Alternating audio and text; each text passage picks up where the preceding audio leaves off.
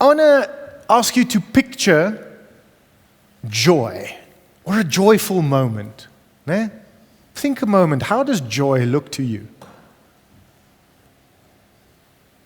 Perhaps one image, a person on an airport waiting for that family member to land. And as those doors open and the person comes out, and you can see both people beaming and running to each other and throwing their arms around each other. That's a beautiful piece of joy. Or think about a little child. Ne? He suddenly gets a present.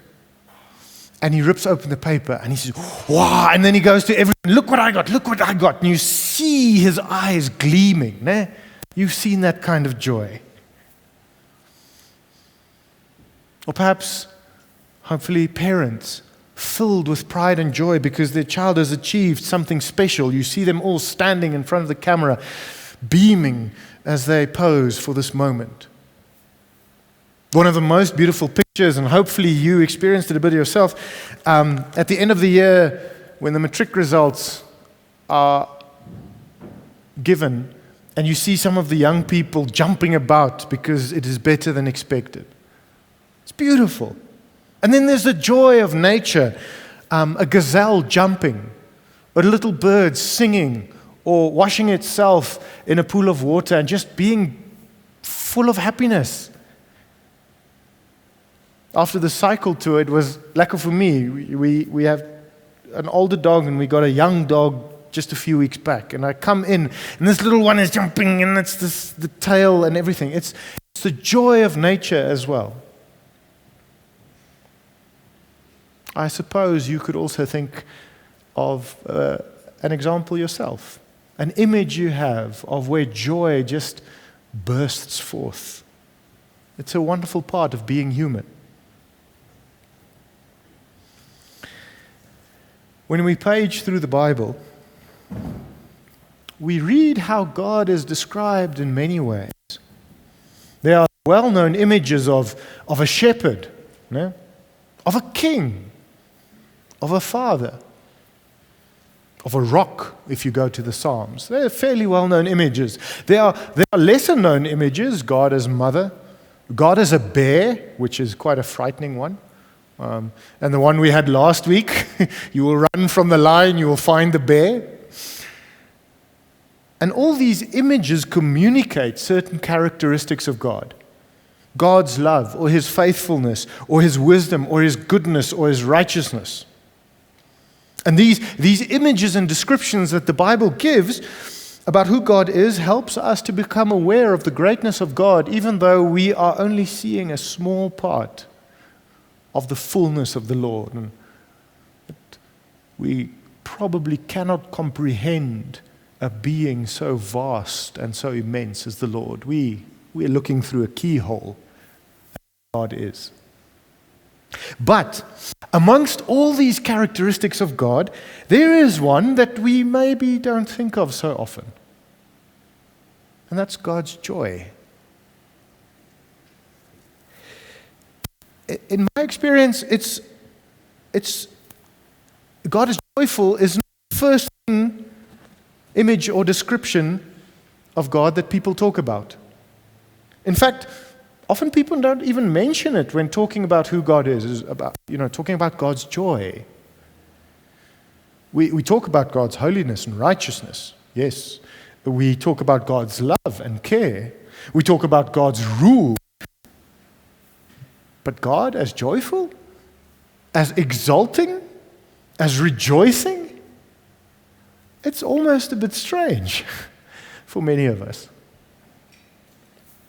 And yet, that is how God is described in Zephaniah 3. And I want to read verse 17 to you again. I'm going to read it in other translations just to get a feel of this verse. In the NRSV, the Lord your God is in your midst, a warrior who gives victory. He will rejoice over you with gladness. He will renew you in His love. He will exult over you with singing. Or the New American Standard Bible, the Lord your God is in your midst, a victorious warrior. He will rejoice over you with joy. He will be quiet in His love. He will rejoice over you with shouts of joy. rejoicing, shouts of joy, exulting. One gets the pictures here of exuberance here. This is not just a nice smile. This is breakout joy that we should be hearing here. This is the joy of David dancing in front of the ark before the Lord. This is the joy of the bridegroom singing about his bride. This is the joy of the stars singing about creation. It is the joy of the shepherd who finds his lost sheep, of the widow who gets back her lost coin. And it is the joy of the father that suddenly sees his lost son coming over the hill and finally holding him in his arms again. God is described as having this kind of joy. And not just in the general, but personal. It is about Judah that God is rejoicing. It is about Zion that God sings. It is about Jerusalem that God exalts. And God has joy over me and over you. I hope you spend a little time with that thought tonight, perhaps as you do evening devotions or so. Think about this, that God has joy about you. God exalts because of you.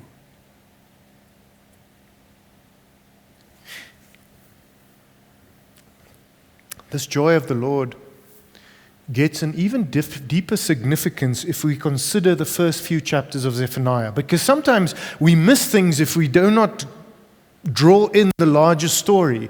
And here especially it gains a depth, this joy, when we understand the first few chapters, because the start of Zephaniah is not pleasant reading. It's not lekker if you read the book. We hear about serious sin by the people. There is syncretism. Syncretism is where you pick and mix your religion. You say, yeah, I'll serve the Lord, but I like a bit of this religion and I like a bit of this God. I'm going to put it all together for myself. That's syncretism. So we see that happening. There is injustice, there is corruption, just like we heard in Amos last week. There is complacency. People who make the shocking statement, the Lord will do nothing, neither good or bad. People saying, in effect, God is impotent. He can't really act. So what, this Lord? No? I mean, that's a dangerous statement to make about God. So, and when we start reading this, God then expresses his judgment over all these things.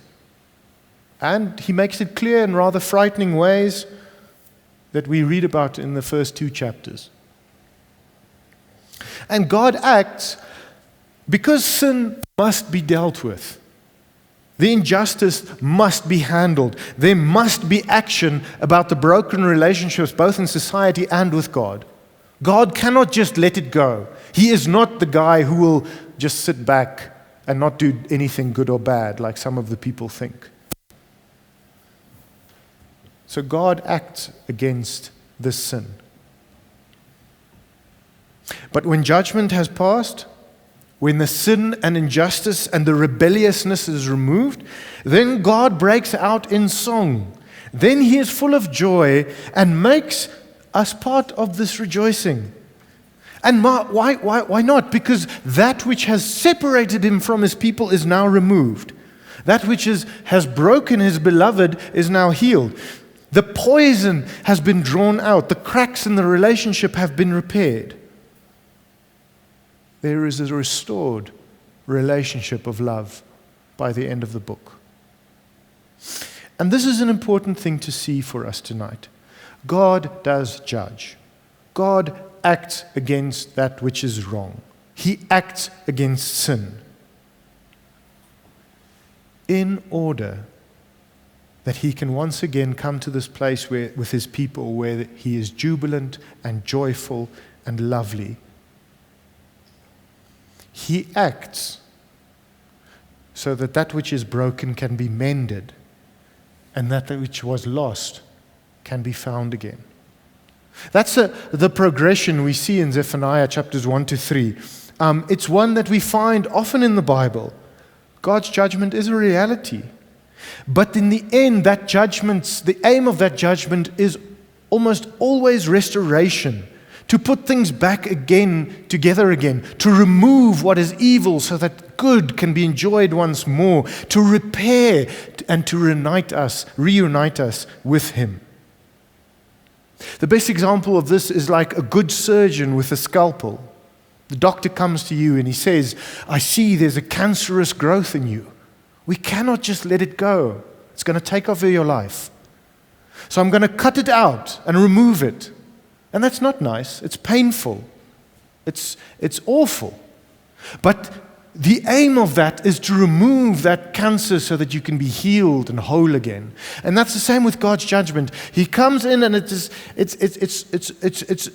hard when it comes, but the aim of that is so that He can heal you and restore you and be jubilant with us once again. It's not because God is horrible or He's capricious or He has this thing of wanting to challenge people and just, I'm angry today, I'm going to smite you. It's never like that. It's never like that. God sees the hurt that sin is doing to His people, and He acts so that joy can be restored. And God is willing to do everything so that He can once again sing about His people.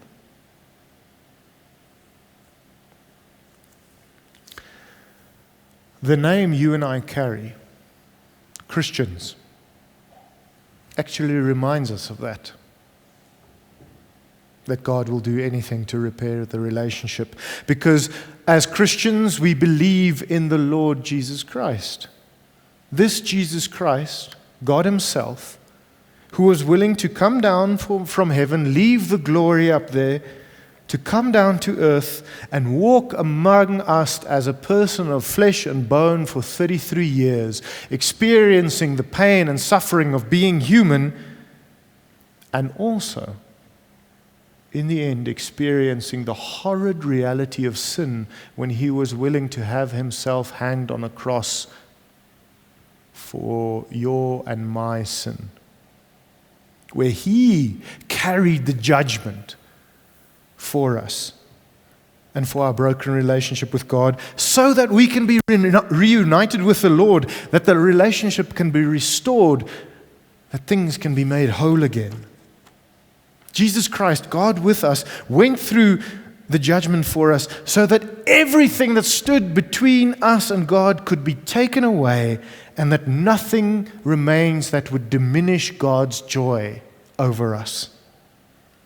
Everything that lessened God's joy, Jesus took that upon Himself, so that nothing more can destroy God's jubilation over us.